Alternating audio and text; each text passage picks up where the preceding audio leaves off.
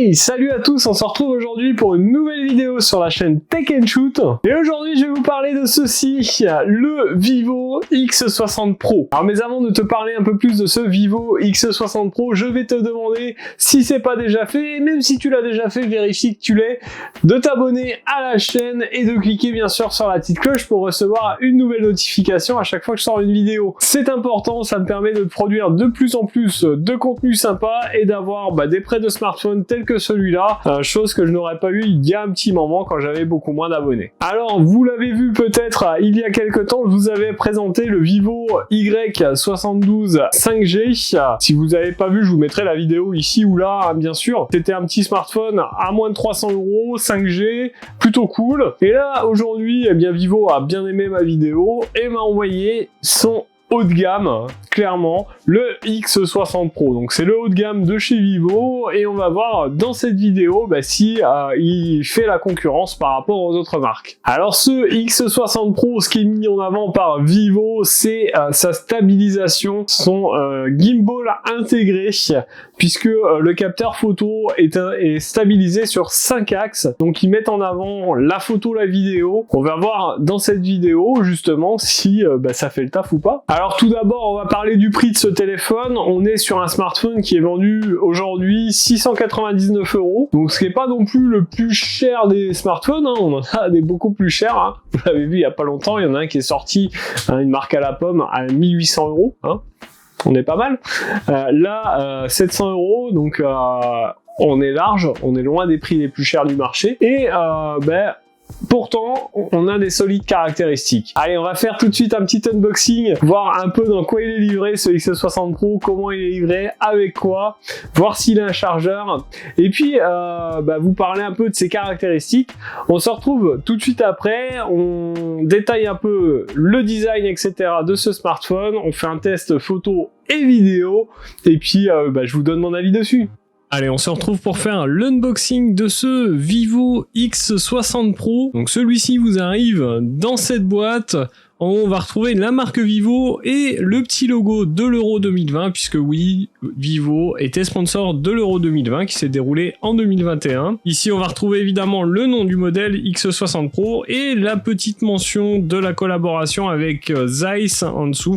Zeiss, pour ceux qui ne connaissent pas, qui est un fabricant d'objectifs photo très qualitatif. Alors, lorsqu'on ouvre la boîte, on retrouve bien sûr notre smartphone ici qu'on détaillera après.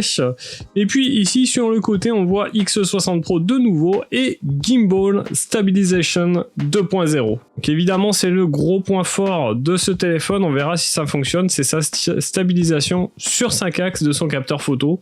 On verra ça. En dessous, on va retrouver deux petites boîtes avec dans la première un petit guide de prise en main rapide avec une partie en français, les informations importantes de garantie et le petit outil pour retirer le tiroir de carte SIM. Et ensuite, dans la seconde boîte, on va retrouver des écouteurs filaires avec des petits adaptateurs pour en fonction de la forme de vos oreilles. Ensuite, on va retrouver un chargeur secteur maximum 33 watts, donc qui est estampillé Vivo Flash Charge 2.0. Donc on va reparler dans cette vidéo de la charge rapide, hein, je vous en dirai un petit peu plus. Et enfin bien sûr on a un câble USB vers USB type C. Allez, on va parler maintenant du smartphone, hein, de ce qui vous intéresse dans cette vidéo. Donc c'est un smartphone qui fait 158,6 mm de long, 73,2 mm de large et 7,6 mm d'épaisseur, bien sûr au niveau de la partie la plus épaisse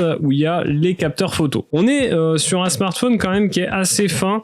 Si on nommait la partie capteur photo, je trouve qu'il est vraiment très très fin et très léger puisqu'il pèse que 179 grammes. Donc ça en fait un smartphone assez léger et agréable à avoir dans la main. Ça c'est plutôt cool à l'heure aujourd'hui où on fait des smartphones plutôt épais, plutôt gros. Là voilà, on a quelque chose de fin, d'agréable en main, c'est vraiment assez efficace. Donc au niveau design, hein, on a bien sûr le bouton d'alimentation qui est ici, le bouton volume plus et moins ici. Sur le haut ici, on va retrouver un micro, c'est tout. Sur le côté gauche, rien du tout.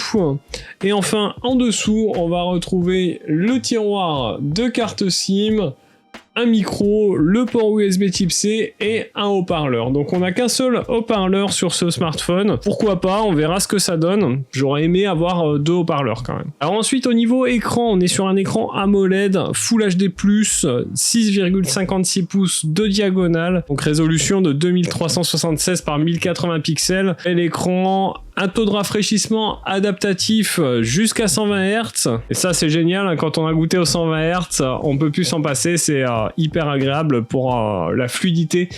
Lorsqu'on navigue dans notre téléphone, c'est vraiment super sympa. Alors ensuite, on va continuer dans les caractéristiques et à l'intérieur de ce smartphone, on va retrouver un processeur Qualcomm Snapdragon 870 qui est un très bon processeur qui a fait ses preuves. Alors bien évidemment on est sur un téléphone 5G. Pour ce qui est de la mémoire vive, on va avoir 12 Go de mémoire vive, ce qui est plutôt pas mal, 256 Go de stockage. Vous pourrez bien sûr l'étendre si vous rajoutez une micro SD, en sachant que vous avez le choix entre 2 cartes SIM ou une carte SIM et une micro SD, à vous de voir. On va ensuite parler des capteurs photo, parce que c'est un des gros points forts de ce téléphone, c'est la partie photo et vidéo. On verra dans la suite du test si ça fait le taf ou pas, mais en tout cas c'est ce qui est mis en avant par la marque Vivo. Et donc à l'avant, la caméra avant frontale ici est une caméra 32 pixels, ce qui est plutôt pas mal. Et ici à l'arrière, vous voyez, on a 3 capteurs, un en haut, ici 2 au milieu. Donc le capteur principal est un capteur 48 mégapixels, le deuxième capteur un 13 mégapixels, et le troisième capteur c'est identique, on est sur du 13 mégapixels. En dessous ici vous avez le petit flash et en haut ici la mention Zeiss qui a participé à l'élaboration de ces capteurs photo. Donc je le rappelle, je crois que je vous l'ai dit au début, mais on a un capteur qui est stabilisé sur 5 axes. Bah ça c'est parfait pour stabiliser vos vidéos, etc. Donc à voir si ça fait le taf, ça on verra plus tard dans le test, mais c'est vraiment ce qui est avancé sur ce smartphone. Alors voilà, j'ai démarré le téléphone, vous voyez qu'on a un bel écran, le capteur d'empreinte qui est là, qui est plutôt réactif, vous voyez ça s'est activé direct. On a vraiment un écran qui est plutôt lumineux, qui est assez sympa, une expérience logicielle qui est plutôt cool. On est sur FunTouch OS, ça marche plutôt bien, c'est fluide. Au niveau Android, on est sur de l'Android 11. Alors FunTouch OS amène quelques petites options sympas. Ici on a les couleurs de l'écran, on peut choisir sur lumineux, professionnel, donc on a une couleur un petit peu plus jaunie, et ici standard, voilà, un petit peu plus bleuté je dirais, mais plus lumineux. Ensuite on va avoir pas mal de choses, hein. On a le taux d'actualisation de l'écran, donc qui est par défaut en automatique. Vous avez le choix de le mettre en 60 Hz ou en 120 Hz tout le temps, sachant que si vous mettez en 120 Hz tout le temps, ça va consommer un petit peu plus de batterie. D'ailleurs, je vous ai pas parlé de la batterie de ce smartphone, on est sur une batterie de 4200 mAh, ce qui est plutôt pas mal. Alors du coup, on va être sur une charge rapide, mais de 33 watts. Dommage, on n'a pas de 60 ou plus. C'est un petit peu dommage là-dessus, mais bon, ça reste plutôt pas mal quand même. Mais moi j'aurais préféré un chargeur un petit peu plus puissant. Donc ici aussi on a des petits effets dynamiques où on va pouvoir choisir nos animations de déverrouillage, des petites animations de l'icône d'empreinte. Vous voyez qu'on peut choisir un petit peu ce qu'on veut. Voilà, on a plusieurs choses. Donc ça c'est plutôt sympa. Animation de reconnaissance faciale aussi également. Reconnaissance d'empreinte, voilà, on va avoir plusieurs choses. Ça c'est plutôt sympa. On a le mode ultra jeu qui va servir quand vous jouez sur votre téléphone avec un petit mode e-sport, etc. Je vous l'avais déjà présenté dans la vidéo du Vivo Y72 5G. Si vous l'avez pas vu, je vous la mettrai ici ou là. Mais voilà, on a une interface logicielle qui est assez sympa sur ce X60 Pro. Donc voilà pour cet unboxing, on va se retrouver tout de suite pour que je vous donne mon avis sur ce téléphone. On va partir tester la photo et la vidéo, et puis je vous donne mon avis définitif sur tout ce smartphone. Allez, à tout de suite. Alors, vous l'avez vu dans cet unboxing, on a un smartphone qui est vraiment joli. Moi déjà, c'est ce que je note dans un premier temps, c'est qu'on a vraiment un joli smartphone. On a un capteur photo, certes, qui ressort bien de l'appareil en lui-même, mais qui est plutôt bien réussi. On a un petit système d'étage. d'escalier, je dirais, avec la petite mention Zeiss qui fait plaisir. Alors pour ceux qui maîtrisent pas trop la photo, ça va peut-être pas vous parler Zeiss, mais moi je suis un passionné de photo à la base et Zeiss ça me parle forcément. Donc après ce que j'aime aussi c'est son poids, sa finesse. On a vraiment quelque chose de léger et de fin et ça c'est plutôt agréable. La couleur est très jolie et ça prend pas les traces de doigts, ça c'est cool, c'est quand même très appréciable. Bon évidemment c'est pas le cas sur l'écran à l'avant, hein. L'écran prend les traces de doigts mais pas l'arrière, donc ça c'est plutôt cool. Alors au niveau perf, voilà, ils arrivent avec un processeur qui fait largement le taf. La RAM, l'espace de stockage, tout est ok. Alors c'est un petit peu dommage, on n'a qu'un seul haut-parleur. Moi j'aurais aimé en voir au moins deux, au moins avoir de la stéréo. Sur un téléphone à 700 €, ça m'aurait paru logique. Mais après voilà, je pense qu'ils se sont vraiment orientés que sur la partie photo et vidéo et qu'ils ont un peu délaissé la partie audio. Mais c'est dommage parce que si on fait de la vidéo, c'est quand même bien d'avoir un bon son pour les écouter. Alors après le design, et bien sûr vient l'écran, et l'écran, on a un bel écran AMOLED Full HD+, qui est très cool. On est en 120 Hz, ça c'est plutôt sympa. On a du mal à s'en passer une fois qu'on l'a connu. Pour ceux qui l'ont pas, vous verrez que votre premier smartphone avec du 120 Hz, vous allez plus pouvoir changer et avoir moins. Clairement ça apporte une fluidité et c'est un pur bonheur. Donc écran plutôt sympa, voilà, on a des bords arrondis, plutôt cool. L'écran est réactif, lumineux. Moi, il me plaît cet écran. On retrouve la caméra de selfie au milieu, en haut, un petit poinçon. J'aime bien, c'est propre. Franchement, niveau design et écran, ce téléphone est top pour le moment. Alors ensuite, on va parler de ce qui vous intéresse et de ce qui est mis en avant par Vivo sur ce smartphone. On va parler de la partie photo et vidéo. Alors pour ça, j'ai fait quelques petites photos et on va voir ensemble si ça fait le taf ou pas. Alors ici sur la première photo, on est avec l'ultra grand angle. Donc franchement, c'est plutôt propre, les détails sont là.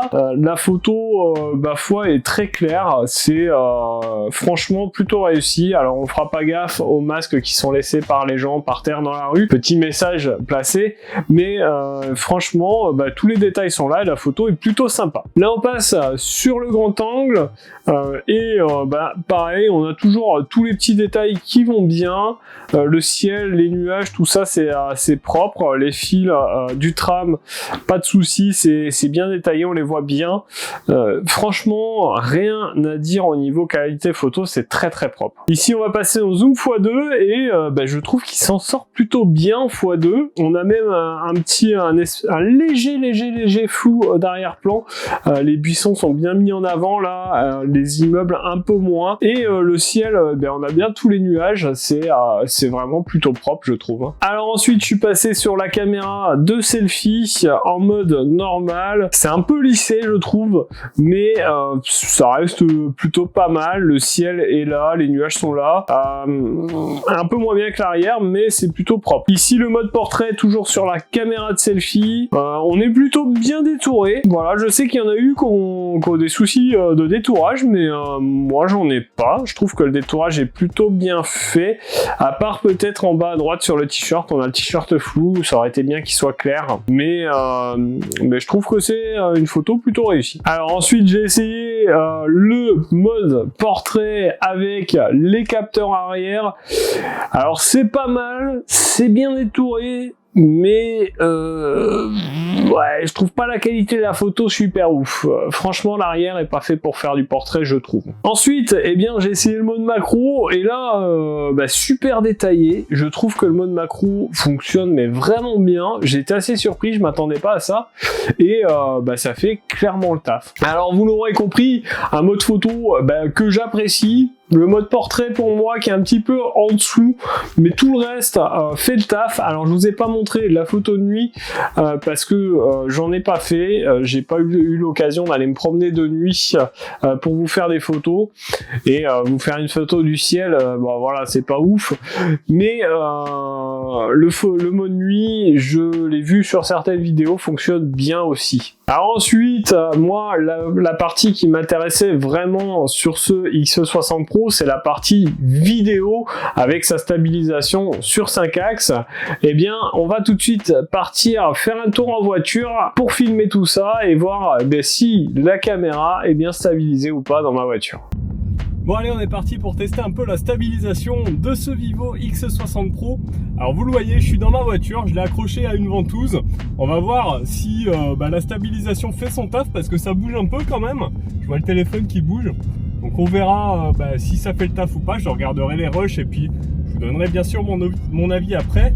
D'ailleurs, n'hésitez pas vous à me dire tout de suite en commentaire ce que vous en pensez, si ça fait le taf ou pas. On se retrouvera certainement dans d'autres prises de vue pour tester la vidéo, pour tester les photos, mais en tout cas déjà mes premières impressions pour ce qui est de la vidéo, c'est que ça marche plutôt bien, ça fait le taf. On verra si la stabilisation fait son taf ou pas. Donc là, au niveau de l'orientation du téléphone, on a un petit peu de contre-jour, donc on verra aussi quand je regarderai les rushs si c'est plutôt pas mal ou pas. Bon, de tous les tests que j'ai vus de ce téléphone, on était plutôt pas mal. Voilà, on a des bosses, on va voir si la stab fait son taf, cette stabilisation 5 axes. On verra aussi d'ailleurs si le micro marche bien de ce téléphone.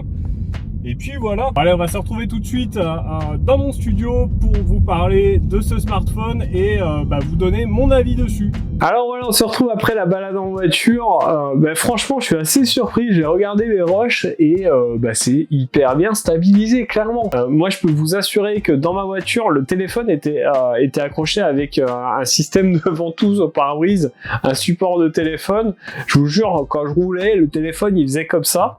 Et alors j'exagère un peu peut-être, mais pour vous donner une image, il bougeait vraiment. Je me suis dit ça va être dégueulasse en vidéo, et non, en fait la stabilisation marche vraiment. On a vraiment quelque chose d'efficace parce que vous l'avez vu, l'image elle est propre, elle bouge pas quoi. Et alors que vraiment en voiture ça bougeait beaucoup, je trouvais.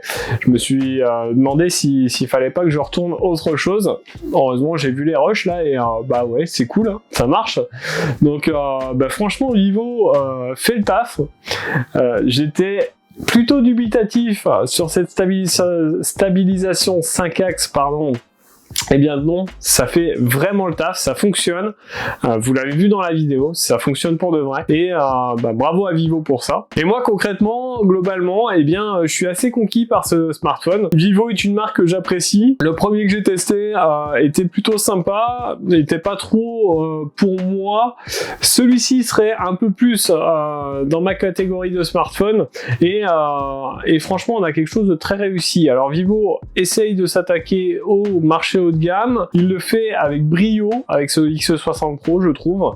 On a un smartphone avec des belles caractéristiques, une partie photo et vidéo qui marche très bien, la stabilisation vidéo elle est oufissime, et un prix de 700 €, c'est pas ouf. Donc franchement, vous l'aurez compris, si vous recherchez un smartphone sympa avec de bonnes perfs, qui est bon en photo et surtout en vidéo, foncez sur ce X60 Pro, vous serez vraiment pas déçus. J'espère que cette vidéo vous aura plu, vous en tout cas, autant qu'à moi.